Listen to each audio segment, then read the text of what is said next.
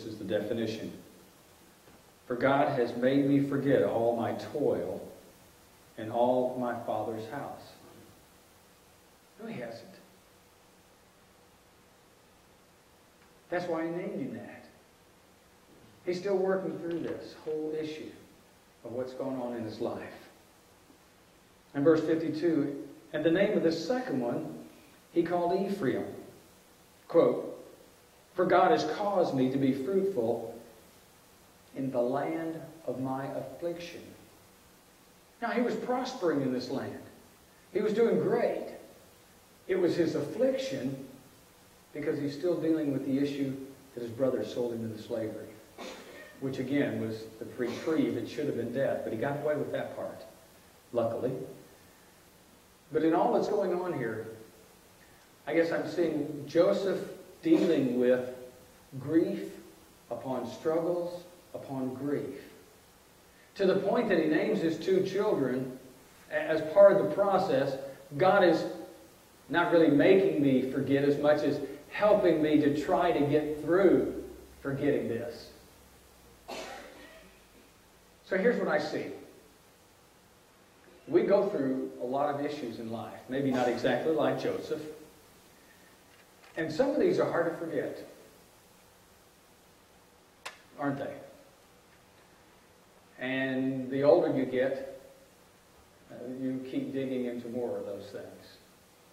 And some of them are real tough.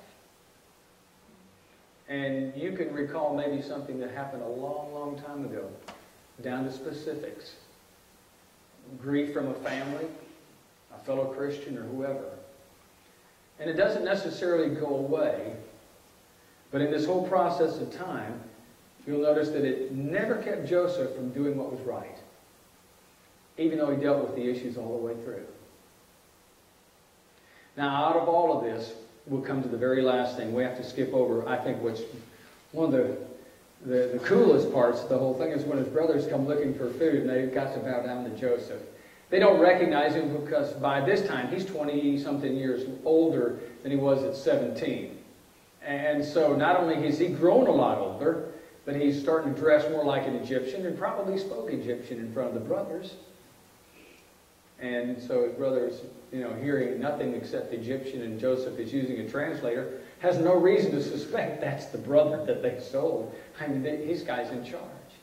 But as you're watching all of this happening, and the intrigue and all, and if you remember now the cup that got put in that belonged to Joseph in the bag of the younger brother, and one of the brothers rather, and all of the intrigue of the story and everything, and then finally Joseph reveals himself to his brothers.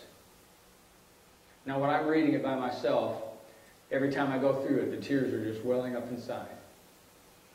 Because he's been all the way through this process, wanting to say something to them.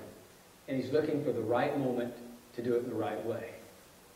Now, what's neat is what he doesn't do from the very start after he first sees them all the way through, which some of us would have maybe more difficulty not doing, but Joseph did it in such an exceptional way. Let's start here with chapter 50, verse 15. Last chapter of the Old Testament, or last chapter of Genesis, rather. And this is after Jacob, the father, has passed away. Now, it says, when Joseph's brothers saw that their father was dead, and just, they're just thinking, it's not just in that instant, but they start realizing what's going to possibly happen. They said, perhaps Joseph will hate us.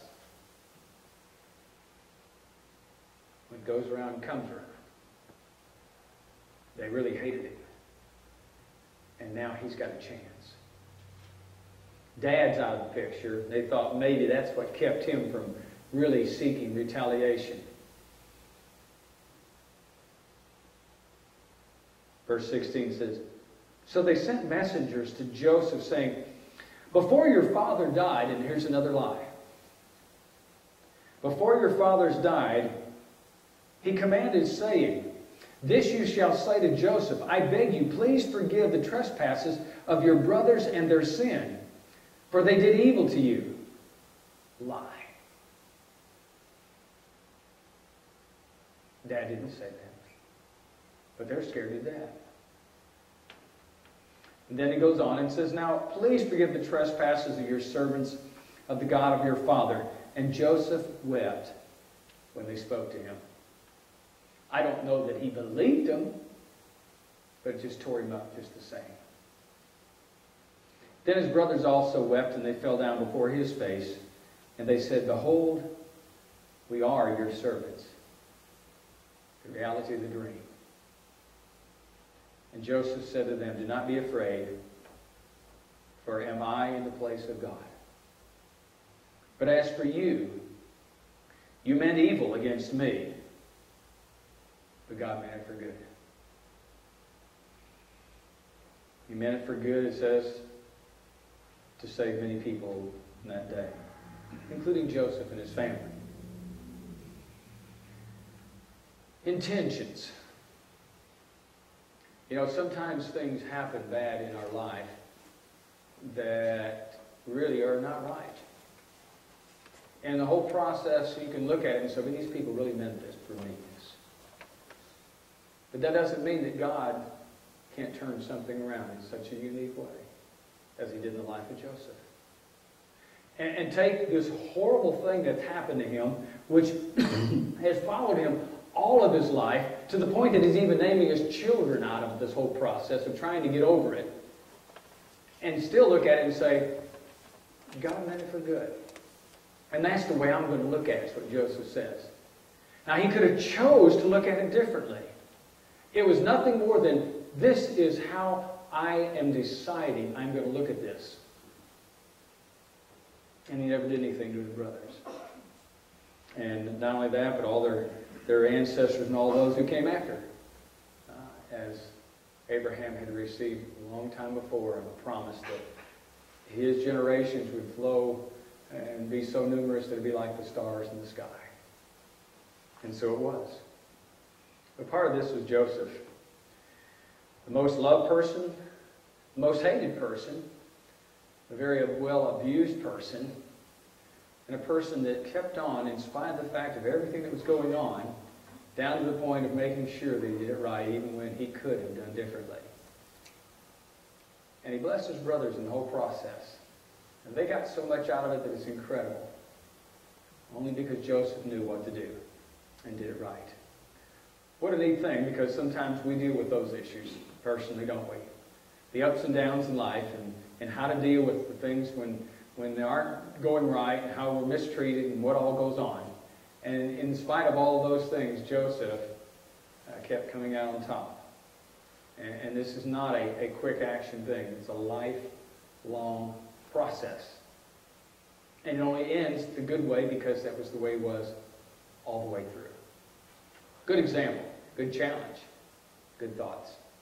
Take and go back and look at it. Genesis chapter 37 to 50. Read the story and see what's going on and see what God says to you. We'll close the lesson tonight with an invitation. Need prayers to the church? Come on, we stand and sing. In heaven we love